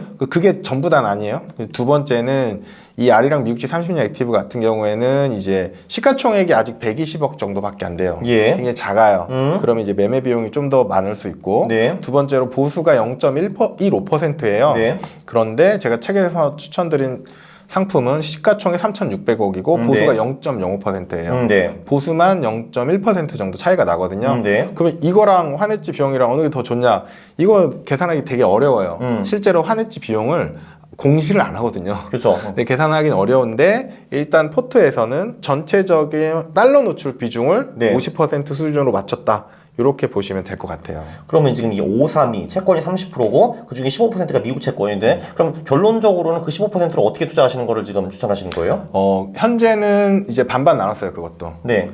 환노출 미국 국채 반, 그 다음에 환해지 미국 장기 국채 반. 네. 이런 식으로 해서 나눠져 있어요. 7.5%씩. 네. 아, 오케이. 그쵸. 그러니까 저는 그냥 개인적으로 그냥, 환 노출로 할 것 같기는 한데, 그거는 사람마다. 그렇게 좀 하셔도 다르죠. 돼요. 네, 예. 만약에 예. 그렇게 하면 안 돼요라고 만약에 저한테 물어보시면 하셔도 됩니다. 네. 별 차이는 없어요. 그렇게 큰 차이는 안 나요. 네. 그리고 채권도 이제 당연히 뭐 국채 회사채 어쩌고 천차만별이고, 그리고 이제 그 국채 내에서도 이제 물가 연동채도 있고, 그냥 채권도 있고, 그리고 단기 채권도 있고, 중기 채권도 있고, 장기 채권도 있고, 네. 이게 이제 엄청 헷갈리잖아요. 근데 이제 주로 선택하신 거 보니까 이제 국채이고 그 중에서도 장기채 위주로 이제 많이 하셨는데, 그것도 좀 설명해 주시죠. 일단은 회사채가 있고 네. 국채가 있는데 이거를 이제 보시면 회사채가 좋을 때도 있어요. 그리고 기본적으로 회사채는 국채에 비해서 신용위험이 있기 때문에 금리를 더 준다 뭐 이런 내용은 다 알고 계실 텐데 예. 자, 문제는 뭐냐면 우리가 국채를 왜 가져갔냐를 이제 근본적으로 이제 다시 검토를 해봐야 되는데 예. 메인은 주식이라고 봐요. 음. 왜냐하면 주식이 장기 수익률이 가장 좋으니까. 네. 자, 나머지 것들을 가져가는 이유가 주식이 빠졌을 때 커버를 해달라는 목적이거든요. 그래서 국채를 가져가는 건데 회사채는 안 되냐? 회사채 같이 빠져요. 그죠. 네. 주식이 빠지면 회사의 신용등급 또 떨어지거든요. 그래서 회사 채권도 가격이 떨어져요. 이걸 커버를 해주지 못해요. 그죠. 그래서 이걸 이제 뭐 당연히 데이터로도 다 검증이 되는 내용인데 이걸 커버해주지 못하기 때문에 저는 이제 회사채는 원천적으로 안 하려고 하는 거고요. 다도 회사채. 네. 그러니까 회사채가 국채보다 수익률이 더 높지 않냐 이런 질문 자꾸 하시는데 주식이 더 높아요. 그죠. 네. 그러니까 수익률 때문이면 주식을 하는 게 맞고 근데 주식이 빠질 때 포트를 커버해줄 수 있느냐에서 회사채는 감점을 많이 먹은 거죠. 그죠. 그래서 국채를 하는 거고 이제 단기물인 경우에는 단기물하고 장기물의 차이점은 이제 변동성이 얼마나 더 크냐예요. 예. 움직임은 거의 똑같아요. 움직임이 똑같은데 변동성이 큰데 자 주식이 만약에 20% 빠지면 만약에 채권 주식 반반 갖고 있다고 치면 채권도 20% 올라주면 땡큐잖아요. 그죠. 그래서 변동성이 단기채 같은 경우에는 이제 변동성이 굉장히 작아요. 네. 주식이 20% 빠졌는데 단기채 한 3%, 5%밖에 안 오르고 30년 물이나 이런 것들은 거의 15%, 20% 올라버려요. 그러니까 변동성이 주식이랑 거의 비슷해져요. 네. 그러면서 이제 하락을 커버해 줄 수 있는 가능성이 높다. 물론 단점은 작년처럼 많이 빠질 땐 빠진다. 그런 거고. 그래서 이제 주식 국채만 가지고는 안 되긴 하죠. 그래서 이제 대체 투자를 항상 하는 거고, 달러 투자도 하는 거고. 그래서 채권을 얘기를 하면 회사채는 이런 단점이 있어서 국채를 하는 거고, 단기채보다는 장기채가 변동성이 커서 오히려 선택을 한다. 이렇게 보시면 될 것 같아요. 그렇죠. 원래는 우리가 이제 채권은 안전자산이니까 변동성 낮은 걸로 해야지라고 생각하기가 쉬운데, 근데 일부러 장기채를 사는 이유는 그 큰 변동성이 주식시장이 박살날 때 오히려 나한테 도움이 될 가능성이 크기 때문이라고 그렇죠. 볼 수가 있네요. 사실 이게 유식상 말하는 듀레이션이라는 단어가 있어요. 그 듀레이션이라는 게 금리가 1% 움직일 때 그 채권의 가격이 얼마 정도 움직이나 뭐 그런 게 있거든요. 근데 뭐 제가 얼추 알기로는 그 장기채들은 듀레이션이 한 20 정도 또는 25 되는 경우도 있는 것 같더라고요. 그 말은 뭐냐 하면은 장기채 금리가 1% 빠지면, 그러니까 5%에서 4%로 빠지면은 그 장기채 가격이 20에서 25% 정도 오른다라는 겁니다. 그래서 우리가 이제 그래서 요즘 우리가 되게 민감하잖아요. 그러니까 지금 뭐 미국 국채 금리가 5% 넘었네 만에 이렇게 하고 있잖아요. 근데 그 5%에서 4%로 1%만 떨어져도 그 채권의 가격은 뭐 20, 25% 오를 수 있다. 뭐 이런 겁니다. 근데 이게 그 주식시장이 대단히 안 좋다. 그래가지고 금융이 흔들흔들 한다 하면은 보통 대부분 국가들은 금리를 낮추게 되어 있는 거죠. 그게 당연히 장기채 그 금리에도 반영이 되기 때문에 그 장기채 금리가 내릴 가능성이 있는데 이럴 때 장기채가 폭등을 하는 거죠. 그래서 주식시장이 망할 때 장기채가 폭등하는 경우가 종종 있었습니다. IMF 때도 그랬고 그리고 그 금융위기 때도 그랬고요. 네. 그래서 많은 분들이 이제 이걸 배워가지고 지금 5%니까 네. 지금 장기채를 사가지고 기다리다가 조금 있으면 금융위기 또 온다니까 왕창 빠지면 금리를 내리면 많이 먹겠구나 뭐 이런 계산하시는 분들도 되게 많은데 네. 이제 이게 어려운 게 뭐냐면 만약에 그런 상황이 됐는데 네. 물가가 더 올랐다 이러면 이제 계산이 또 완전히 달라지는 거예요. 아, 그쵸. 중앙은행에서 금리를 막 내릴 수가 없어요. 그래서 지금 금리가 올라간 거잖아요. 그죠. 그래서 이게 셈법이 되게 복잡해요. 그래서 이제 이런 거 이제 방향성 베팅이라고 하는데 네. 금리 하락에 완전 베팅을 하겠다라고 하면 이제 이런 장기 국채 더 긴 걸 살 수도 있죠. 네. 이런 식으로 접근할 수 있는데 금리는 사실 중앙은행장들도 모르는 거잖아요. 그쵸. 네. 아무도 몰라요. 아무도 예측이 안 돼요. 그렇기 때문에 굉장히 어려운 게임이 될 수가 있는데 이렇게 자산 배분 안에 넣는 거는 생각보다 간단하고 접근할 수 있다. 이렇게 보게 되더라고요.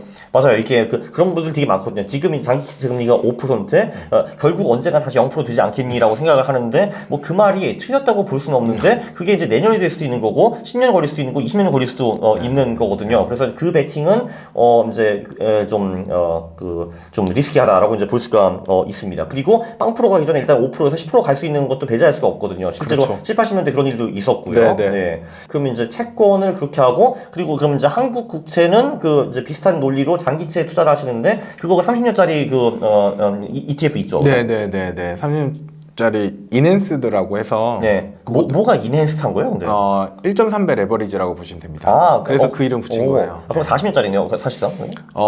그쵸. 그러니까 듀레이션은 이제 좀 더 짧은데 30년에서 1.3이니까 뭐 40년 가까이 되겠네요.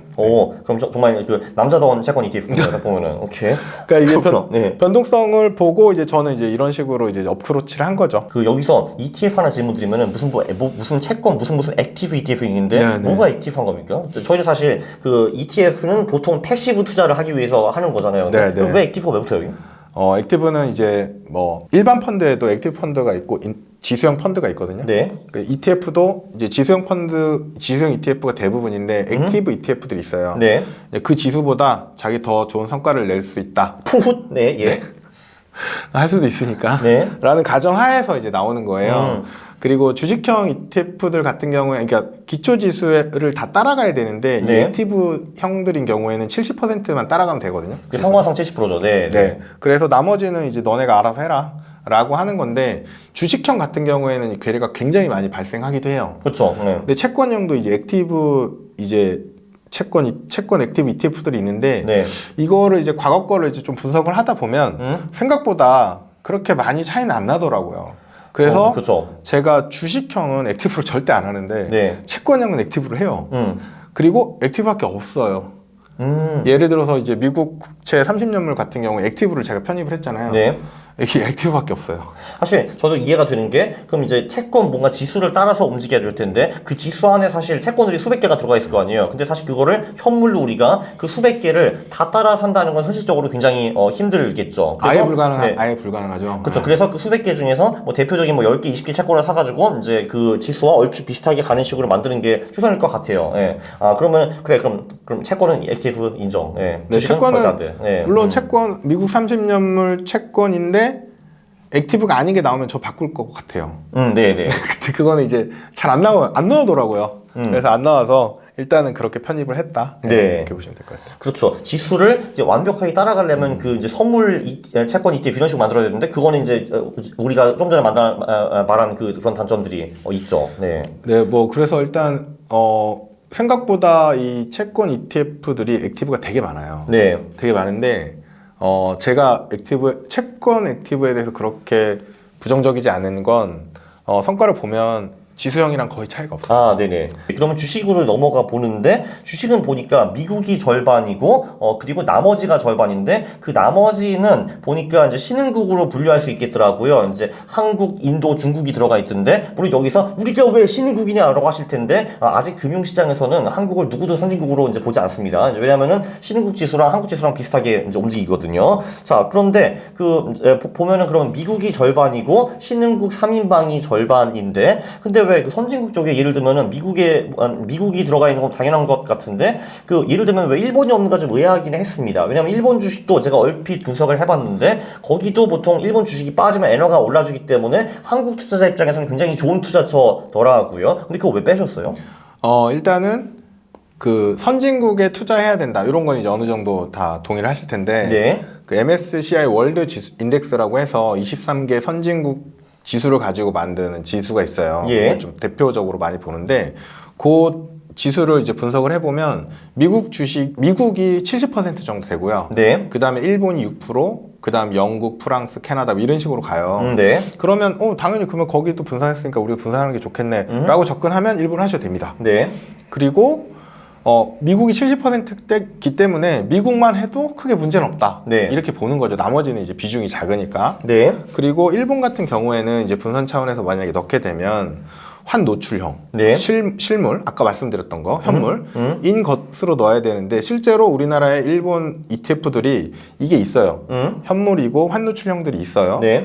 그런데 조금 아쉬운 거는 이제 보수가 0.35% 정도. 네. 여기 있는 미국 ETF는 0.05%거든요. 아, 네네. 그래서 보수가 조금 있다는 거, 그런 게 있고 분산 차원에서 접근하는 건 전 나쁘지 않다고 봐요. 예. 만약에 뭐 난 그렇게 동의해라고 하시면 뭐 미국이랑 일본을 반반 하셔도 되고 아니면 뭐 90% 10% 이런 식으로 나누셔도 되고 네. 하시는 건 자유인데 좀 귀찮다. 그래서 뭐 접근하실 수 있고 두 번째로 이제 유럽 같은 경우, 네. 뭐 영국, 프랑스 이런 나라들이 있다고 했는데 네. 유럽 같은 경우에는 저는 이제 일본은 해도 되는데 유럽은 하면 안 된다고 생각해요. 아, 네. 왜요? 자, 왜냐하면 실제로 ETF가 주는 그런 그 비용이 굉장히 크거든요. 예. 책에도 얘기를 했는데 신흥국 ETF가 너무 비용적으로 안 좋아서 제가 이번에 그걸 다 쪼개버렸잖아요. 네. 근데 유럽에 투자할 수 있는 ETF가 몇 개 없는데 네. 예를 들어서 뭐 유로스탁스 50이라는 ETF가 있는데 얘는 합성에다가 해지까지 있어요. 네. 그 합성은 선물만큼은 안 좋거든요. 왜냐하면 합성이라는 건 네. 우리나라 운용사가 직접 운영을 할 수가 없으니까 선물로 하기도 하고 합성이라는 건 그쪽 나라에 있는 금융회사랑 계약을 맺는 거예요. 돈 줘야지. 네. 그럼 비용이 들어가잖아요. 네. 이건 이제 겉으로 드러나지 않아요. 거기다가 해치도 했잖아요. 네. 그 해치 비용도 들어가겠죠. 그래서 퍼포먼스가 좋을 수가 없고 그리고 이런 ETF들을 보면 보통 PR 지수나 TR 지수가 있거든요. 네. PR 지수는 이제 프라이스 리턴이라고 해서 배당이 반영 안 된 거. TR은 이 토탈 리턴 배당이 반영된 거. 네. 그런데 책에서 추천드린 미국 ETF는 TR이에요. 토탈 리턴 배당을 반영해서 주겠다라고 명시적으로 표기를 했는데 이 유럽 ETF는 PR인지 TR인지 표시가 일단 안 돼 있어서 PR일 가능성이 굉장히 높은데 네. PR의 퍼포먼스도 못 쫓아갈 가능성도 굉장히 높아요. 그렇죠. 네. 그래서 저는 이거를 전혀 일본까지는 제가 오케이 할 수 있는데 네. 유럽은 진짜 아닌 것 같아요. 왜냐하면 이제 제가 4년 전에 책을 낼 때는 선진국은 미국, 신흥국은 신흥국 ETF로 추천했어요. 네.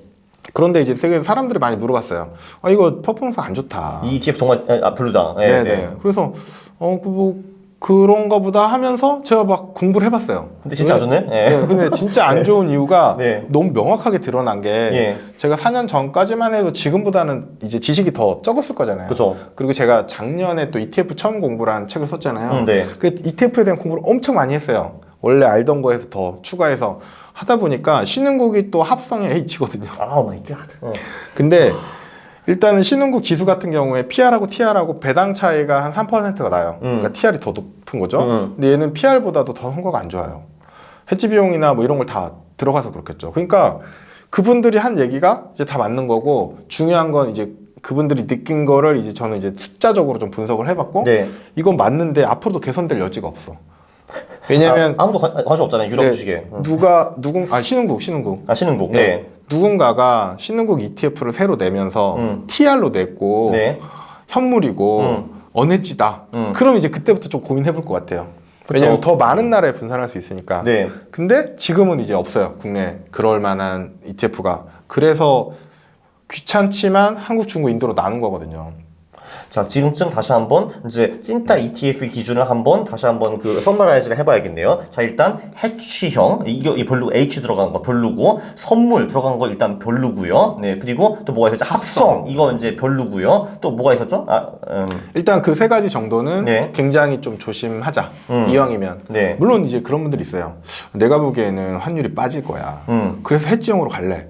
그거 할 수 있어요. 이제 환율 예측을 잘 하시면 이제 그런 거 하시면 되는데, 환율 예측을 잘 하시면 사실 자산 배분은 안 맞아요.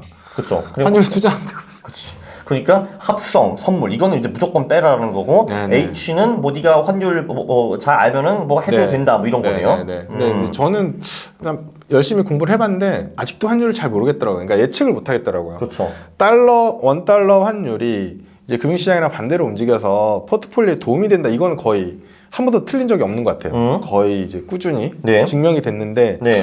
내가 다음 달 내년에 환율을 예측한다. 한 번도 저는 맞춰본 적도 없고, 그걸 맞추는 사람이 있다는 얘기도 못 들어봐가지고. 그래서 그런 얘기를 저한테 질문하시는 분들이 많이 있어서 그 말씀 드리는 거예요. 자기는 지금 1,300이 너무 높다고 생각한대요. 내년에 한 1,200원, 1,100원 내려가지 않겠냐. 그래서 해지형으로 하겠다. 그럼 하셔도 돼요. 여기에 있는 ETF들을 다 해지형으로 해서 바꿔서 하실 수 있겠죠. 네. 근데 이제 그거는 제가 저는 못하기 때문에 그걸 해도 되냐는 질문에 제가 답변을 못해요. 네. 하지 말라고도 못하고. 근데 하라고는 절대 못하겠어요. 오케이. 자, 그러면은 그 미국, 일본, 유럽은 그렇게 분석해서 이제 미국 100% 하는 거 괜찮다. 일본까지는 봐줄 수 있다. 유럽 이거는 정말 아니다. 왜냐면 이상한 ETF들밖에 없기 때문에. 네. 그래서 유럽에 미친 듯이 투자하고 싶으면은 결국은 이제 내가 개인 계좌를 만들어 가지고 그 미국 계좌 만들어서 거기 있는 ETF에 투자할 수밖에 없겠네요. 근데 그거는 이제 연금 계좌로 불가능하다라는 거죠. 그렇죠. 네. 네. 그쵸. 분명히 뭐, 유럽 ETF도 있어요. 뭐, 이제, 유럽, EU 전체 투자하는 ETF도 있고, 유로 스톡스에 투자하는 ETF도 있고, 뭐, 독일, 프랑스, 뭐, 영국, 뭐, 따로 투자하는 ETF들 다 있습니다. 근데 그거는 우리 연구 계좌에서는 할 수가 없습니다. 자, 그러면은, 이제, 그럼 이제 신흥국 쪽으로 넘어가 보면은, 요번에는 이거를 그, 한국, 중국, 인도, 이제 이렇게, 나누셨더라고요. 보니까. 네, 그거에 대해서 좀 설명 좀 해주시죠.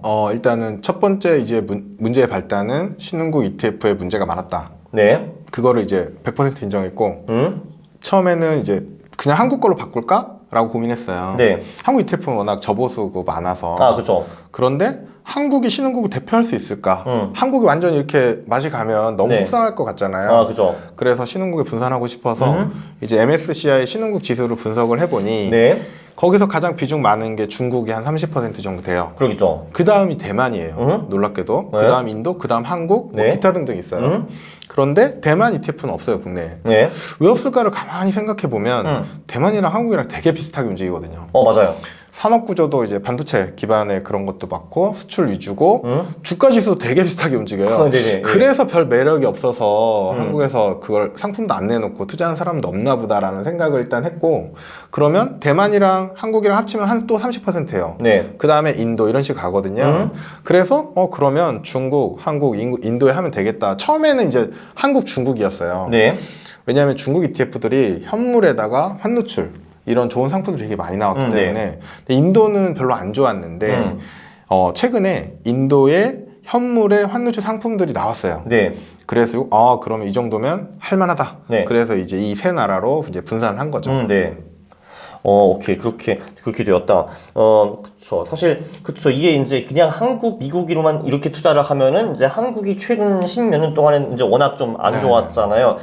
물론 미래는 저는 충분히 다를 수 있다라고 생각을 하기는 한데, 근데 과거와 엇비슷한 수익이 나오면 굉장히 재미가 없겠죠. 근데 반대로 예를 들면은 인도 같은 경우는 최근 10년은 되게 좋았거든요. 이제 그렇죠. 그게 어떻게 보면 지금 넥스트 차이나이기 때문에. 그래서 그 신흥국도 이런 식으로 분산 투자하는 게 상당히 현명할 수 있다라고 볼 수가 있습니다. 사실 뭐 미래 10년에는 오히려 인도가 좀 꼬꾸라지고 한국이 더 잘 나갈 수도 있어요. 근데 그건 알 수가 없으니까 우리가. 그렇죠. 그러니까 이제 제 책을 보시고 이런 질문 하신 분도 계세요. 네. 아니, 중국은 이제 지금 완전 맛이 간 거 아니냐, 이런 나라에 투자해야 되냐 이렇게 네. 얘기하시는 분도 있거든요. 한국에 대해서도 부정적이시고. 네. 이제 저는 그렇게 생각하진 않아요. 왜냐면 항상 좋을 때가 있고 나쁠 때가 있어서 네. 왔다 갔다 하기 때문에 단기적인 건 당연히 예측을 못 하는데 중장기적으로는 전혀 알 수 없다 라는 게 약간 제 관점이고, 지금 인도는 아무도 불만 안 가져요, 의외로. 네. 왜냐면 최근에 계속 성과가 좋아서 네. 언론에 계속 나왔거든요. 인도 뭐 성과 좋다고. 근데 또 인도 또 그렇게 막 중국에 비해서 정치적으로 사회 문화적으로 그렇게 훌륭한 나라냐, 그건 또 아니거든요. 그죠. 그래서 이제 그런 감정을 좀 배제하고 그냥 주가 지수의 움직임, 상관관계만 봤을 때는 또 사실 아무 문제 없다. 저는 이렇게 봐요.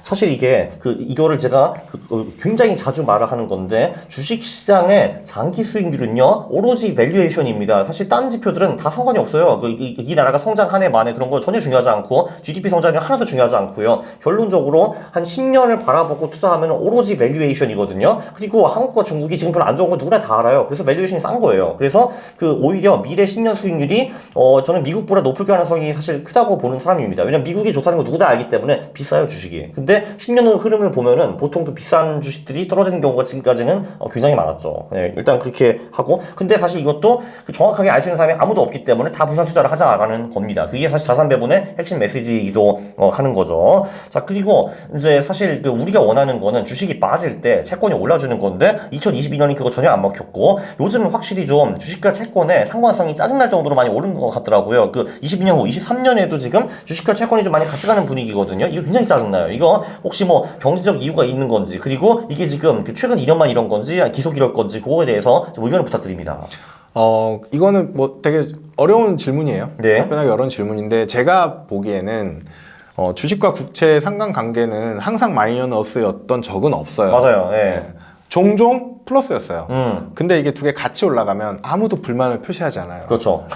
기사에 안 나와요. 네. 좋으니까. 근데 둘이 같이 빠지면 이제 기사에 살짝 언급되고. 핵노제. 네. 근데 작년 같은 경우에 제대로 같이 빠지면서 이제 상관관계 높았잖아요. 네. 계속 이런 이제 얘기들이 많이 나왔고. 이제 죽었다. 주식과 채권의 네. 상관성은 이제 이제 플러스이다. 이렇게 가겠죠. 네. 네. 근데 이제 그거는 그렇게 동의하지 않는 게 뭐냐면, 2021년부터 이제 인플레이션 굉장히 높았잖아요. 그럼 금리가 굉장히 많이 올라갔거든요. 그런 영향이 이제 채권에 많이 들어온 건데, 네. 이 반대로 얘기하면 인플레이션이 앞으로 뭐 5년 더 갈 수도 있고 10년 더 갈 수도 있죠. 그거는 이제 아무도 알 수 없지만, 뭐 70년대, 80년대처럼 계속 가게, 그리고 막 20%까지 올라가게 하지는 않을 거예요.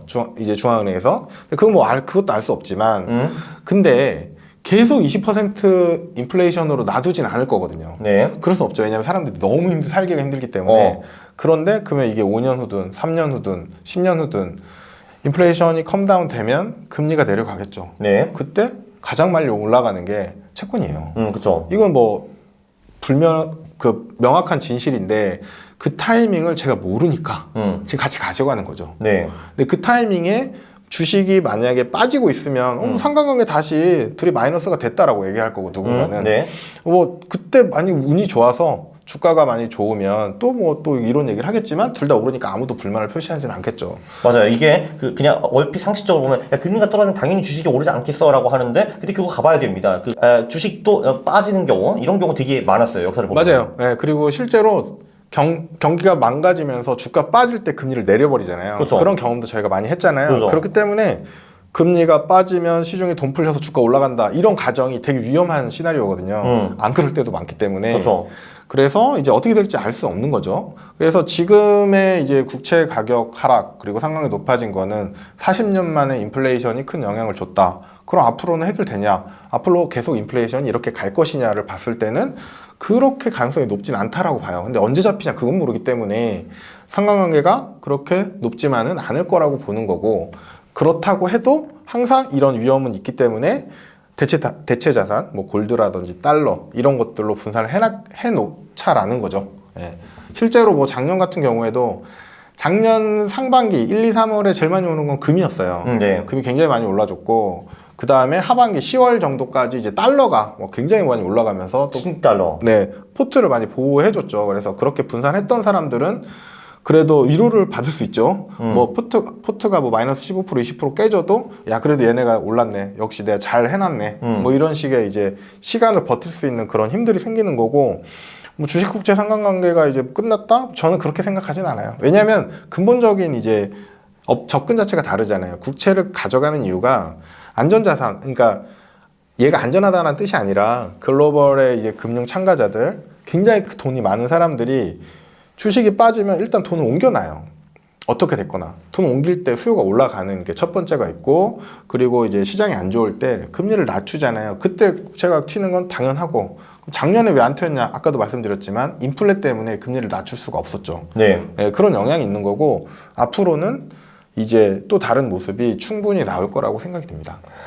그러면은 조금 전에 달러, 그러니까 그 뭐야, 금 달러 같은 그 대체 투자라고 하셨는데, 달러가 본인이 대체 투자라고 하면 되게 기분이 나쁠 것 같아요. 예, 근데 여기서 이제 질문을 드려야 되는데, 자, 그러면은 사실 지금 포트폴리오를 기본적으로 532로 가져가되, 거기서 그 MDD가 너무 높다고 생각하면은 현금을 섞어가지고 MDD를 낮추자라는 말씀을 하셨어요. 자, 근데 그 현금을 그 왜 원화로 가져가시는 겁니까? 왜냐면은 지금 달러화가 이율도 사실 훨씬 더 높고요. 지금 이제 이런 말이 많이 하잖아요. 야, 너 지금 그 시중은행 가서 5% 이자 받을래? 아니면 저축은행 가서 3% 이자 받을래? 여기서 당연히 저축은행은 원화이고, 그리고 이제 그 시중은행은 달러를 말하는 거죠. 네, 그리고 저희가 지금 다 한국에서 살기 때문에 저는 원화 노출이 어차피 너무 좀 세다고 보거든요. 왜냐면 우리 급여가 다 원화로 들어오지. 지금 우리 부동산도 다 원화로 거래를 해야 되지. 그래서 금융자산은 사실 저는 이제 50% 이상을 달러로 맞추는 것도 나쁘지 않다라고 생각을 합니다. 결론적으로 도대체 그 왜 현금을 원화로 가져가는가? 왜 달러가 아닌가라고 질문을 드리고 싶어요. 네. 이제 또 질문 이제 많이 받는 질문이기도 해서 네. 설명을 드리면, 극단적으로 예를 들어볼게요. 부동산이 하나 있고, 뭐 자동차 뭐 있어도 되고 없어도 되고, 네. 요거 원하잖아요. 그러면 나머지 금융자산 내가 한 뭐 2억 있다고 칠게요. 네. 2억을 다 달러로 만약에 가져간다. 네. 라고 하면 어떻게 되냐면, 달러의 변동에 따라서 내 금융자산의 변동성이 똑같이 있어요. 네. 생겨버려요. 예. 여기서 뭘 투자하든 안 하든. 근데 문제는 이 달러 자체 변동성 때문에 네. 내 평가 절하가 될 수가 있잖아요. 아, 네. 자산 가치가. 예. 근데 재밌는 게 2억 자체에서 네. 50%만 달러로 가져가게 되면 네. 이걸 리밸런싱을 하거나 여러 가지로 활용할 수가 있어요. 네. 근데 100% 달러면 달러가 떨어졌다고 해서 달러를 더 살 수도 없잖아요. 그러니까 집이 있는데, 집이 원한데 집을 뭐 방 한 칸 잘라가지고 매도를 하고 이걸로 달러를 살 수 있다, 이런 게 아니잖아요. 예. 그리고 만약에 달러가 뭐 되게 많이 올랐어. 그럼 달러를 팔아야 되는 걸 아는데 달러 판 다음에 이게 집에 갖다 붙일 수가 없잖아요. 네. 방 한 칸 더 살 수가 없잖아요. 네. 물론 자산이 한 100억 정도 있으면 해도 되죠. 왜냐면 네. 집이 또 한 10채 있고, 네. 그러면 이제 집 한 채 팔아서 뭐 달러 사고, 네. 그 여기 달러 많이 오르면 또 집 한 채 사고, 이런 리밸런싱 가능할 수도 있는데 일반 사람은 이제 불가능하니까. 네. 그럼 결국 결론은 뭐냐면, 내가 가지고 있는 자산은 2억밖에 없는 거예요. 거주용 주택은 사실은 거주의 목적을 해결하고만 있지, 네. 뭐 자산으로서 평가가 되죠. 근데 이 얘가 자산으로서 제대로 평가될 때는 내가 얘를 처분할 수 있을 때, 네. 그게 언제냐면 나이 들어서 이제 주택연금 전환할 때, 네. 그때 이제 자산이에요. 왜냐면 이제 어쨌거나 주택연금으로 해서 나한테 돈을 주고 네. 이제 상각이 되는 거니까. 그 외에는 내가 죽기 전까지 이래 어떻게 해볼 수가 없어요. 네. 그렇기 때문에 이제 저는 이걸 워낙 자산이라고 보진 않아요. 그리고 이걸 자산이라고 보면 집을 살 때 되게 신중해야 되거든요. 아, 네. 되게 어려워져요. 예. 경상남도에 사는 사람이 서울에 집을 사야죠. 그쵸. 상승 가치가 훨씬 높은데, 네. 자산이라고 보면. 예. 근데 거주 목적이 해결이 안 되잖아요. 뭐 그런 여러 가지 문제들 때문에 보통 이제 현재 거주하시고 있는 근처에 거주 목적의 집을 하나 장만을 하시는데, 네. 이건 자산이라기보다는 제가 보기에는 이제 거주 목적을 해결하는 이제 그런 존재인 거죠. 생필품 같은 거. 네. 네, 생필품 같은 거고, 물론 나중에는 이제 주택연금으로 이제 활용은 할 수 있다. 다만 그때까지는 어떻게 뭐 잘라서 쓸 수가 없는 거다. 이렇게 보면 사실은 이제 내가 운용할 수 있는 자금은 2억 원 밖에 없는 거죠. 이걸 다 달러로 갖고 있다는 거는 달러 변동성에 따라서 내 2억 원이 왔다 갔다 해버리는 상황이 돼버려서 네. 굉장히 이제 위험 수위가 높아지는 거죠. 네. 그래서 이제 제가 생각하는 수준은 이제 금융자산이 뭐 물론 여기도 있고 막 되게 많다, 이렇게 하면 또 그렇게 운용할 수도 있어요. 운용할 수도 있지만 그게 아니라고 하면 요 자산에서 뭐 한 30에서 70% 수준이면 무난하다, 달러가. 이렇게 보거든요. 그리고 아니면 그냥 반반. 이게 이제 가장 속 시원한 거죠. 반반 가장 네. 속 시원합니다. 뭐 이거 다 계산해봤어요, 저도. 네. 달러가 몇 프로일 때 어떤 성과가 나오나. 네. 근데 이제 들쭉날쭉해요. 들쭉날쭉하면 그 중에서 뭐 67.3%가 제일 좋아요라고 말하면 이게 과체적화일 수가 있는 거거든요. 네. 그래서 논리적으로 접근하기가 어려울 때는 오히려 반반하는 게 나은 것도 같아요.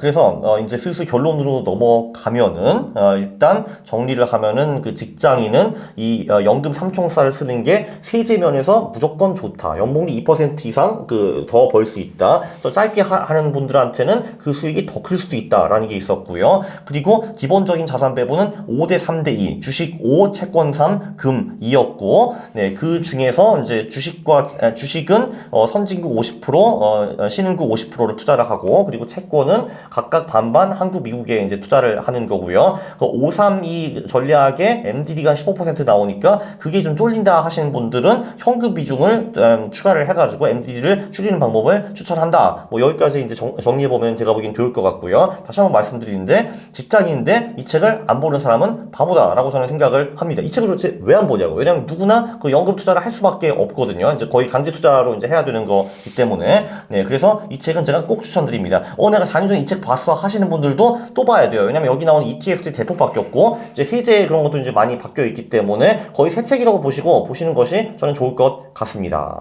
아, 그리고 칭찬해 주셔서 되게 감사한데 이 책을 10만 권이나 나갔대요. 예, 출판사에서. 그 개정판이 아닌 게 10만 판 나간 거잖아요. 네네네. 근데 중요한 건 뭐냐면 책을 봤어. 네. 이해했어. 근데 안 했어. 아하, 네. 안 한 분이 네. 9만 명이 넘으실 것 같아요. 제 길. 네. 근데 일단은 이제 장점을 알았으면 네. 뭐 투자하는 방법은 뭐 퀀트 투자도 있고 뭐 얼마 전에 뭐 박상현 작가님 나오셔가지고 다른 투자 그 짱이에요. 네. 네, 예. 영상도 봤는데 다 좋아요. 다 좋은데 네.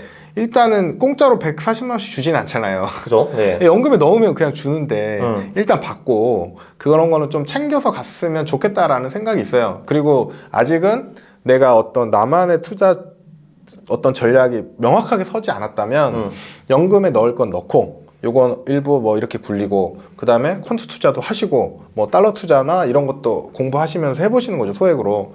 그렇게 하면서 뭐 몇 년 지나봐야 그래야지 이제 내가 난 이게 맞구나 이런 게 나오시지 않을까 싶어요. 네, 그 연금저축이 또 좋은 게 뭐냐면 아무래도 거기서 돈을 다시 빼기가 좀 어렵기 때문에 강제저축이라는 효과가 있습니다. 이게 대부분 사람들 아마 이 경험을 아실 텐데 내가 이제 뭔가 착실히 목돈을 모으고 있어요. 그러면 꼭 그 목돈이 나갈 일이 또 생기거든요. 근데 연금계좌에서는 그 돈을 이제 빼기가 어렵기 때문에 나 돈 없어 이런 식으로 이제 할 수가 있는 거죠. 그것도 굉장히 큰 심리적인 장점이라고 저는 생각을 합니다. 그 차이가 많이 나요. 제가 그 유튜브에서 퇴사연구소라고 해서 네. 상담을 막 해드리고 있거든요. 지금 하고 계시죠. 네. 근데 이제 되게 재밌는 게 뭐냐면 약간 좀 중견 이상의 기업을 다니시는 분들은 그냥 정년까지 쭉 다녀요.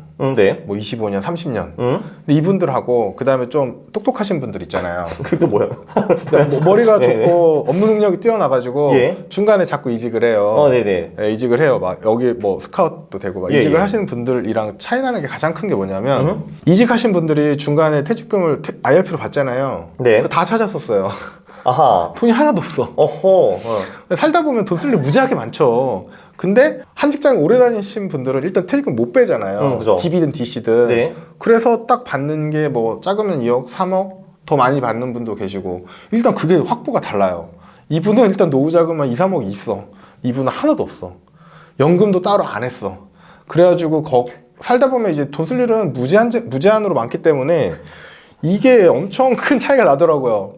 그래서 이직을 이제 똑똑하신 분들 일을 저처럼 잘 못해서 은행 계속 다니거나 이런 분들은 상관없는데 이직이 자주 있으신 분들이 그거 찾아 쓰시면 안 돼요. 그 IRP에 그냥 놔둬야 돼요. 그냥 놔둬가지고 그게 계속 불어나야지 나중에 이제 되게 큰 노후 자금이 되거든요. 근데 이제 대부분 다 찾아 쓰셔가지고 90%가 넘어요. 찾아 쓰시는 분. 저도 IRP를 해지하고 근데 저는 그걸 쓰진 않았고 딴 데 투자하고 있습니다. 그렇죠. 네. 가장 같은 분들은 상관이 없어요. 네, 상관이 없는데 나머지 분들은 다 써요. 예를 들어서 차를 업그레이드 한다고 하거나 뭐 돈 쓸 일이 너무 많기 때문에 애차게 아웃. 얘만 한번 해야지. 참 수가 없네. 네, 기침할 때 나온 소리인가요? 네, 그렇습니다. 애차게 좋네요. 그쵸. 네. 근데 생각해보는데, 10만 거 많이 팔려내라고 생각했는데, 지금 한국에 직장인이 한 3천만 명 있을 텐데, 나머지 2,990만 명, 도대체 뭐 하는 겁니까, 도대체? 그렇죠. 그치. 네. 그래서 이 개정판은 그래도 그래 3천만 권은 좀 오버고 그래도 한 최소한 1,000만 권을 팔리는 것이 저는 사실 맞다고 네, 봅니다. 네, 그거를 기원하면서 이 아름다운 영상을 마치도록 하겠습니다. 네. 감사합니다. 구독과 좋아요 부탁드리겠습니다. 싫어를 누르시면 제가 매우 싫어합니다. 감사합니다.